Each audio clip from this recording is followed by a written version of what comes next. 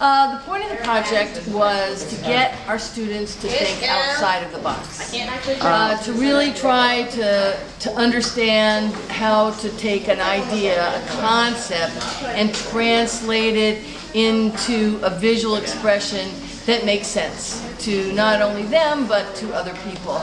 Also, the fact that we had the little runway and we had fun with the presentation. Art students, and these are all the seniors, so they're going to have to be presenting themselves and their artwork in the world. They're going to be making art in classes with really other talented students. They're going to have to make that art in public. They're going to have serious critiques. We have critiques, but in college they're longer and more difficult, so they're really going to have to understand the kind of questions to expect. So that's the point. Rose, who made shoulder pads, plays hockey. She painted them girly colors to show her feminine side because she plays on the boys team, and sometimes they forget that she is a girl. So mine is focusing on school as an institution, and basically I've always put on this kind of like confident, like, oh, you know, I love myself, I love the things I do, I think I'm good at everything, but school helped me realize that I'm not as confident as I thought I was, and hold on. School helped me realize the reality, and yeah. They also have their own personal touch on things, and they make it so that we're all kind of have our own individual style in life. Another important part of the process was the fact that we want them to really think about themselves and their relationship, their art, and the world. And so the prompt was to create a piece of wearable art that described their relationship between a place or an institution. So that they really have to think about their relationship to the world. Wow, that looks really cool. That was important for me because I get to know them better as students. It's important for them because they get to know themselves better. They have to really think about where art comes from, where their relationship to art comes from, and where their ideas come from. So basically, that's it. So we have the performance. As we said, they had to wear it, they had to walk it, and they had to talk it. My outfit is in relationship to my job. I work at Starbucks and I recreated the Starbucks goddess. When I work, I feel like people treat me like shit. So I wore a garbage bag because what goes in there? Garbage. And shit. So got these out of the garbage. These I kind of took apart and I put the wrappers.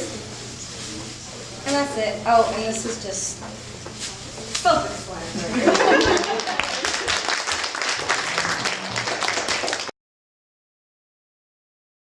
I either like to wear Polo, Ralph Lauren, or Nike.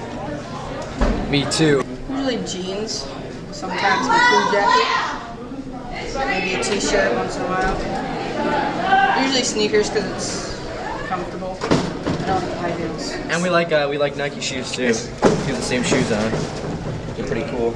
I like to go with kind of like unique pieces, like more out there, but I wouldn't say that I'd go all out. I don't know, like this top and there like isn't like screaming crazy, but you know it's one little piece of the jeans, so it's normal.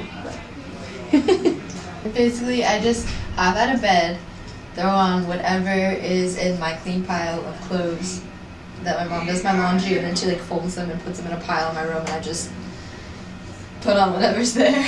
I wear them to fit me so that, you know, they look better according to me. Like, I mean, some girl might wear a top differently than me. It looks good on her, but I might wear it like, you know, like off my shoulder or something like that. So just to fit the way I want to wear it.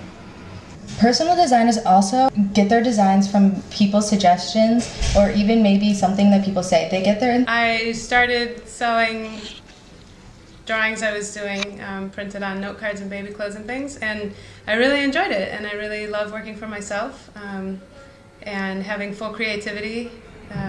Every idea I have, I can run with it and not, you know, which is very different than working for a big company. So I decided to start my own business to make things and keep doing my drawings and putting them on all sorts of new ideas, and it's been really exciting kind of being part of the small business world.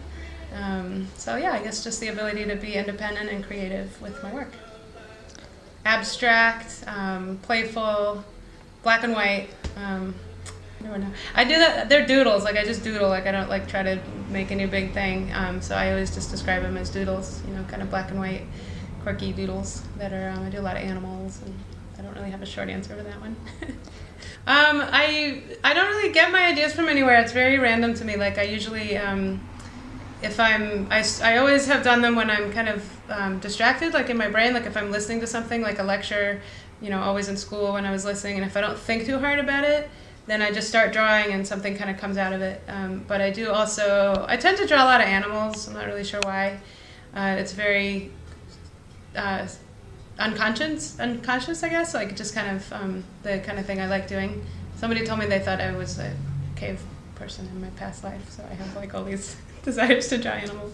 And I also, for specific occasions or kind of custom requests, a lot of times like when I needed a wedding card, and after I started doing this business, I needed a wedding card, I drew a wedding card, and now that's one of my drawings.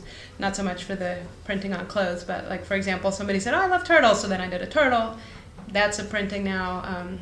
Same with an elephant. My sister loves owls, so I started doing owls, and that's one of my designs that I sell a lot of. So kind of a combination of totally random and based on a need.